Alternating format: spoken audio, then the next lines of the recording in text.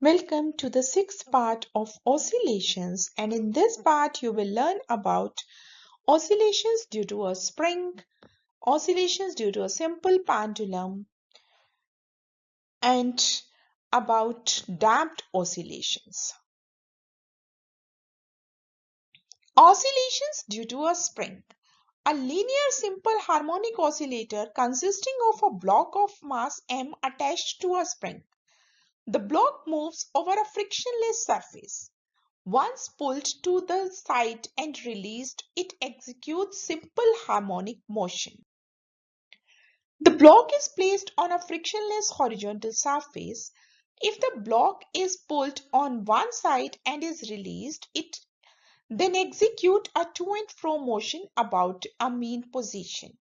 Let x is equals to 0 indicate the position of the center of the block when the spring is in equilibrium, and the maximum displacements are minus a and plus a. By Hooke's law, when such a system is deformed, it is subject to a restoring force, and the magnitude of which is proportional to the deformation or the displacement. Means mathematically, F is equals to minus kx.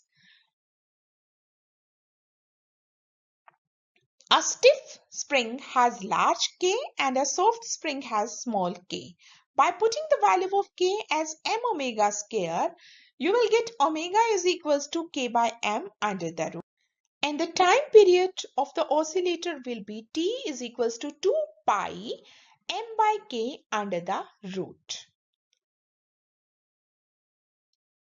Simple pendulum. Simple pendulum consists of a particle of mass m called the bob of the pendulum suspended from one end of an unstretchable massless string of length L, fixed at the other end as shown. The bob is free to swing to and fro in the plane of the page to the left and right of a vertical line through the pivoted point. The forces acting on the bob are tension T, gravitational force mg. The string makes an angle theta with the vertical, and on resolving it you will get the radial component as Fg cos theta and tangential component Fg sin theta.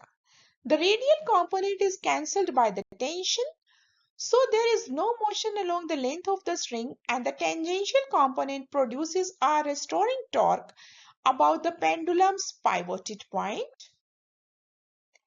And this torque always acts opposite to the displacement of the bob so as to bring it back towards its central location, and the value of this one will be minus L Fg sin theta.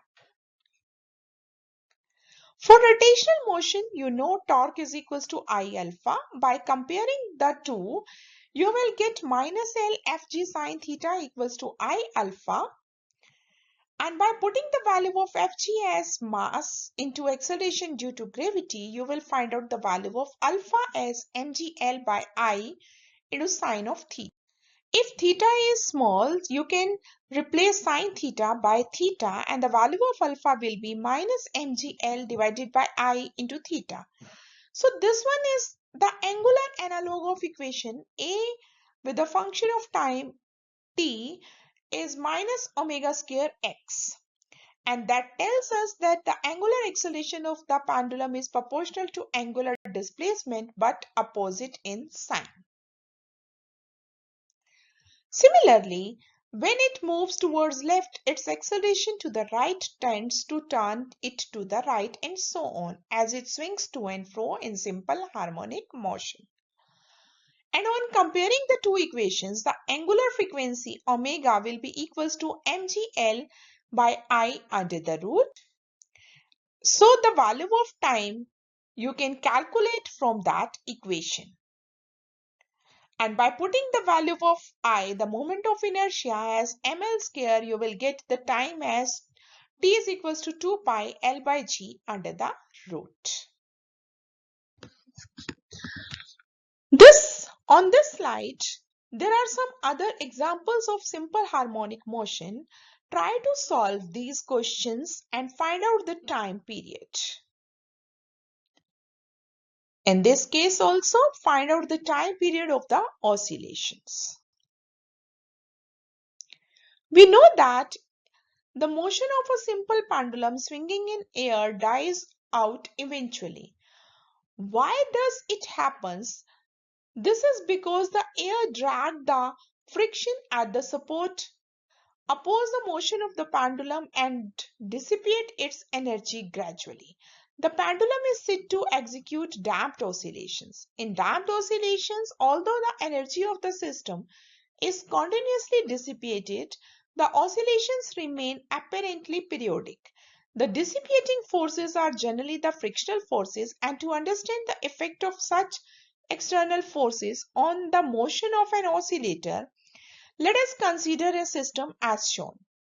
Here a block of mass m oscillates vertically on a spring with spring constant k.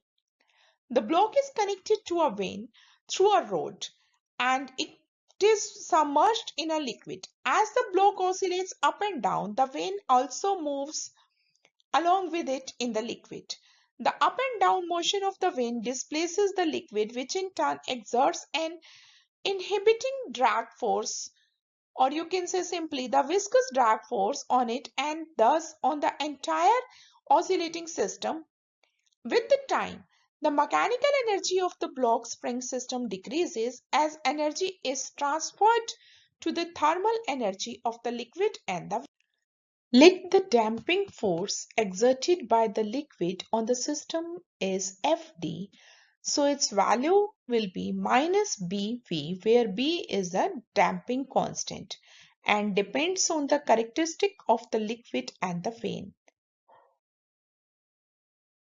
If the mass is pulled down or pushed by a little, then the restoring force on the block due to the spring will be minus Kx.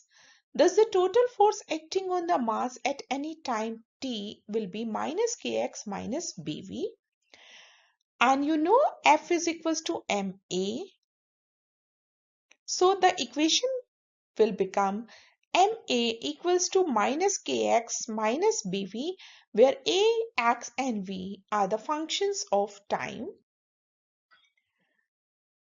By putting the value of a as d square x by dt square and v as dx by dt, you will get the equation, and the solution of this equation m d square x upon dt square plus b dx by dt plus kx equals to 0 is a e raised to power minus bt by 2m cos omega dash t plus phi, where a is the amplitude and omega dash is the angular frequency of the damped oscillator, given by k by m minus b square upon 4m square.